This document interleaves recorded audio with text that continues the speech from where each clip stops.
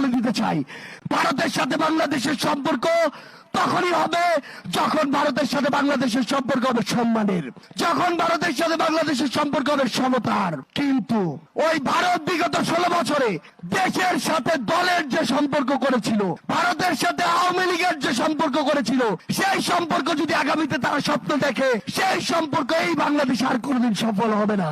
আমরা একটি কথা স্পষ্ট করে বলে দিতে চাই, এই বাংলাদেশে হিন্দু, মুসলিম, বৌদ্ধ, খ্রিস্টান, আমাদের পাড়ের ওই আদিবাসী ভাইরা আমরা একসাথে থাকবো, একসাথে লড়বো।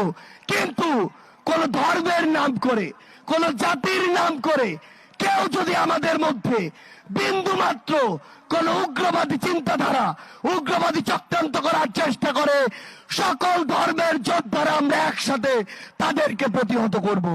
এই নতুন বাংলাদেশে আজকে জেলায় জেলায়, থানায় থানায় বিভিন্ন ভাবে আমার যারা শহীদ ভাই, শহীদ পরিবার, আহত যোদ্ধা, তাদেরকে নিয়ে মামলাগুলো নিয়ে পলিটিক্যাল নেগোসিয়েশন হচ্ছে।